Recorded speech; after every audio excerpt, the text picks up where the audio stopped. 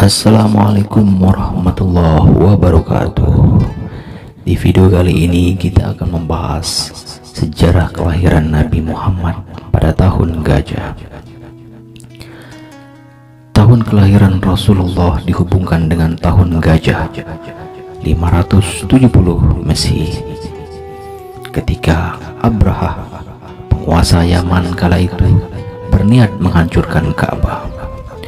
Peristiwa itu direkam dalam Al-Quran, Surah Al-Fil 105. Penamaan tahun gajah didasarkan pada pasukan bergajah yang dibawa Abrahah al-Ashram untuk meratakan Ka'bah.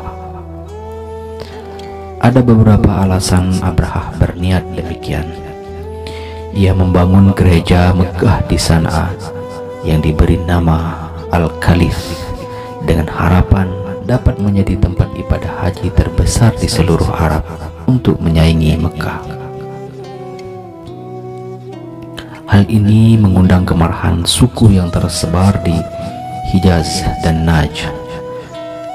Seseorang dari suku Kinanah yang punya hubungan nasab dengan Quraisy meruntuhkan gereja itu. Abrahah geram dan bersumpah meratakan Ka'bah. Abrahah yang sudah menghiasi rumah sucinya sedemikian rupa berhadapan dengan kenyataan orang-orang Arab hanya berniat ziarah ke Mekah. Mereka menganggap ziarah tidak akan sah jika tidak ke Ka'bah. Abrahah kemudian mengambil keputusan menyerang Mekah. Dia sendiri tampil paling depan di atas seekor gajah besar. Suku-suku Quraisy yang ketika itu secara de facto dipimpin oleh Abdul Muthalib tidak melakukan perlawanan. Mereka bukan lawan seimbang untuk bala tentara Abrahah. Di sisi lain, Abrahah melalui utusannya menekankan dirinya tidak ingin berperang, hanya menghancurkan Ka'bah. Selama tidak ada bentrok, maka tidak akan ada pertumpahan darah.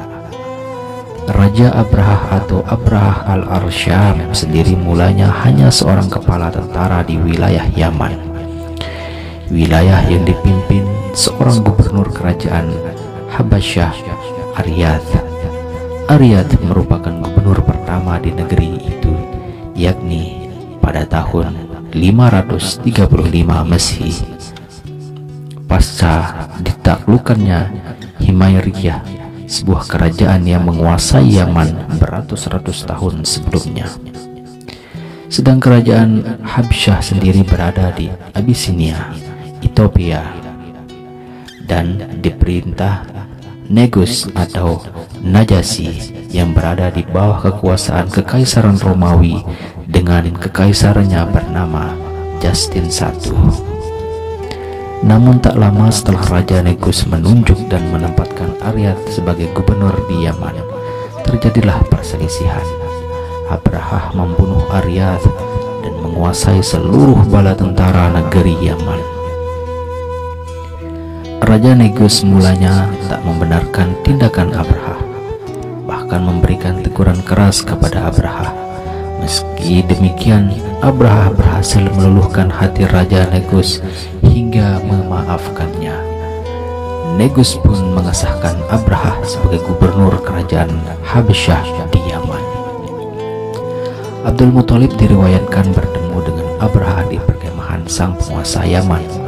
Namun, Abdul Muthalib justru hanya meminta 200 ekor untanya yang dirampas pasukan Abrahah dalam perjalanannya ke Mekah. Ia membuat Abrahah kecewa karena ia menganggap pimpinan suku Quraisy tidak berniat melindungi Ka'bah. Abdul Muthalib berkata, "Aku memiliki unta-unta itu, sementara Ka'bah ada pemiliknya sendiri yang akan melindunginya." Abdul Muthalib menasihati orang-orang Mekah untuk pergi ke lereng-lereng bukit, menghindari pasukan Abrahah, sembari mencari tempat untuk menyaksikan apa yang akan terjadi di kota esok hari. Lalu di tengah Mekah yang sunyi, ketika penghancuran Ka'bah tampak akan berjalan begitu mudah, rencana Abrahah gagal total. Gajah yang ada di barisan terdepan diarahkan pemandunya. Unais menuju Ka'bah, namun ada Nufail, tawanan penunjuk jalan yang mempelajari aba-aba yang dipahami gajah itu. Ketika Unais memberi komando agar sang gajah bangun, Nufail melakukan hal sebaliknya, memintanya duduk berlutut. Pasukan Abraha melakukan segala cara agar gajah itu bangun, termasuk dengan memukul kepalanya dengan besi. Namun sang gajah bergeming. Abraha dan pasukannya tak mungkin bergerak lebih jauh lagi. Peristiwa pasukan Abraha hendak menghancurkan Ka'bah ini terekam dalam surah Al-Fil 105 yang berbunyi, Alam tara kaifa fa'ala rabbuka bi ashabil fil. Tidaklah engkau Muhammad perhatikan bagaimana Tuhanmu telah bertindak terhadap pasukan bergajah. Alam yaj'al kaidahum fi tadlil. Bukankah dia telah menjadikan tipu daya mereka itu sia-sia? Wa arsala alaihim tayran ababil. Dan dia mengirimkan kepada mereka burung yang berbondong-bondong. Tarmihim bihijaratin min sijil, yang melampari mereka dengan batu dari tanah liat yang dibakar. Faja'alahum ka'asfim ma'kul, sehingga mereka dijadikannya seperti daun-daun yang dimakan ulat. Akibat kejadian mendadak ini, pasukan gajah Abraha berantakan. Tubuh mereka membusuk, ada yang sangat cepat, ada yang perlahan. Semuanya terkena wabah. Dalam kondisi kacau balau, banyak pasukan yang mati di tangan perjalanan pulang, dan banyak pula yang mati begitu sampai di Sana'a, termasuk Abraha. Kegagalannya pasukan Abraha ini di sisi lain membuat kaum Quraisy semakin dikagumi di Jazirah Arab. Tuhan mengabulkan doa mereka agar Ka'bah selamat dari kehancuran. Di balik sejarah tersebut, maka lahirlah Nabi Muhammad Shallallahu Alaihi Wasallam.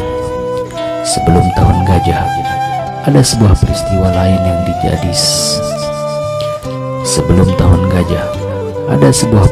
lain yang jadi salah satu kunci perubahan sejarah kaum Quraisy dan bangsa Arab.